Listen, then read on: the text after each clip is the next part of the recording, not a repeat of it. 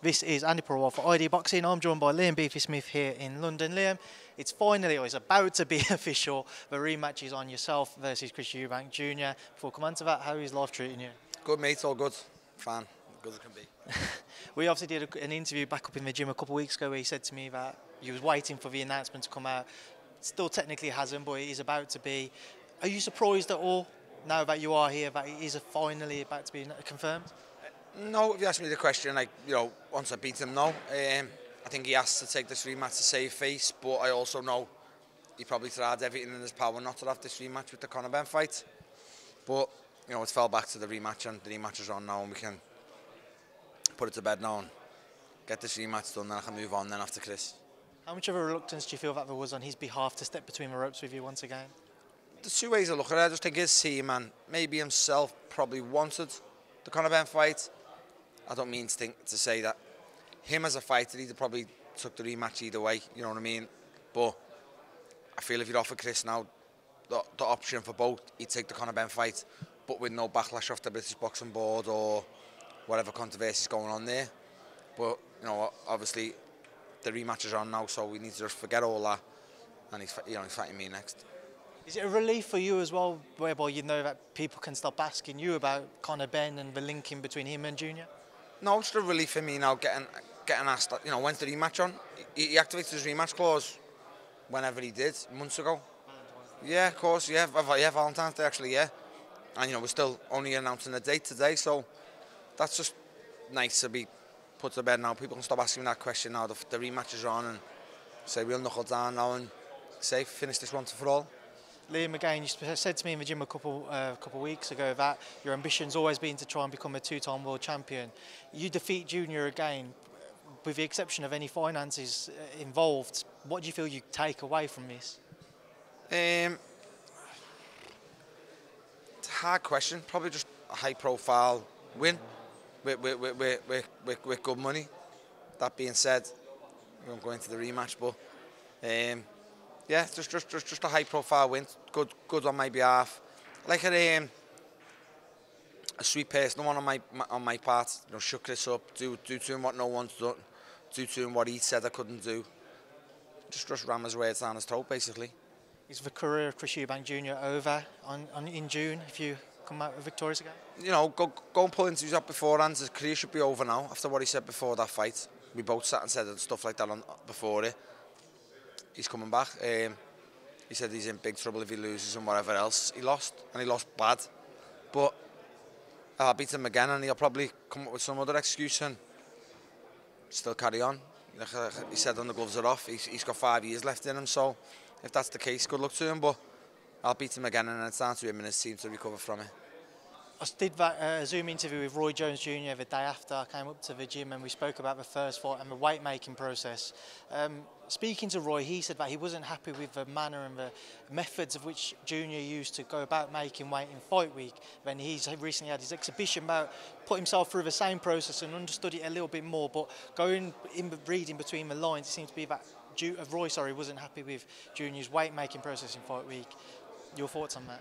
No, I got no thoughts on it. Roy said the elbow was the excuse first, then he said the game plan. Now he's saying it's the weight making. Roy, I love Roy Jones Jr. as a fighter, one of my favourites of all time. But Roy as the coach and Roy as the man he's being now, I'm not really into. He's embarrassing himself. That's the third excuse Roy's pulled out now, so I'm not going to fall into that trap because I loved him as a fighter. If he's saying that, he's talking shite.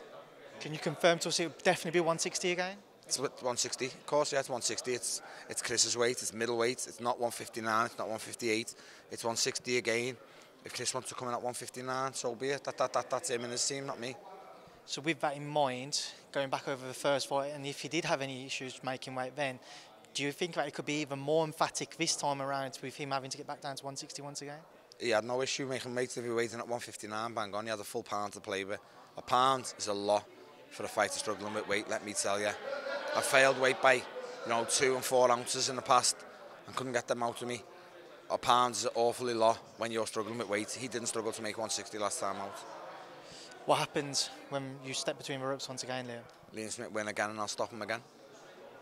Just looking at the rest of your career and what would be beyond this, have you thought about where you can lead to? Just back on the path where I was going, whatever way you know, a promoter will take me in whatever path I'll be on going forward.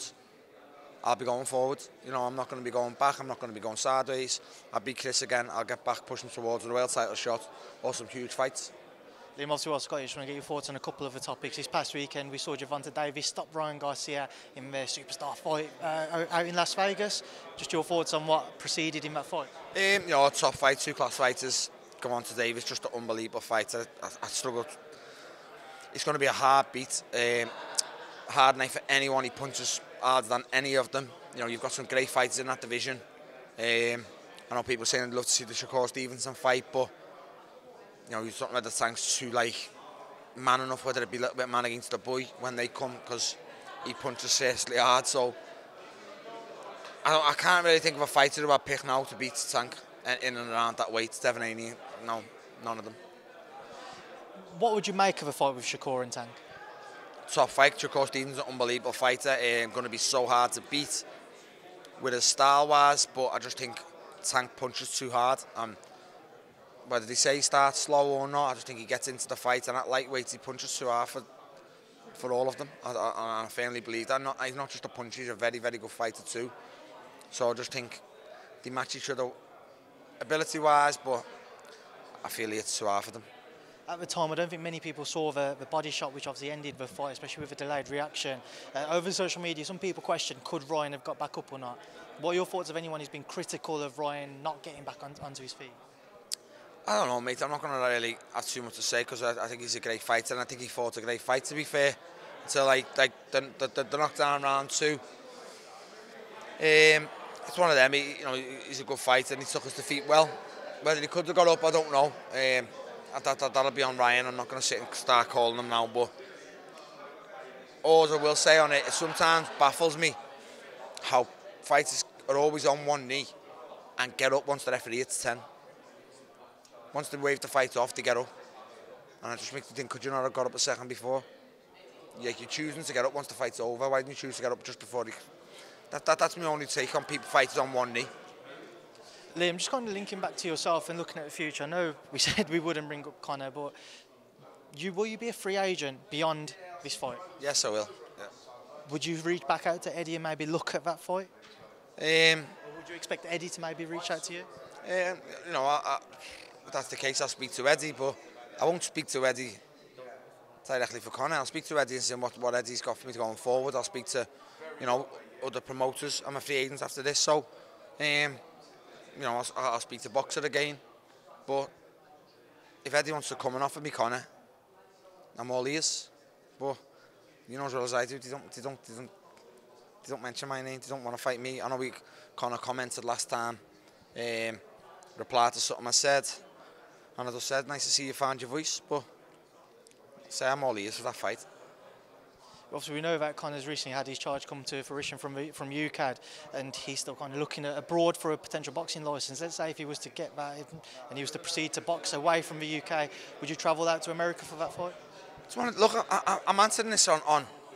I'm answering all these questions on. I'll fight Conor Benn tomorrow. Of course I would. But Conor's got a lot to sort his end. And I fully believe that's why Conor and Chris didn't happen, because of the stipulations put in place.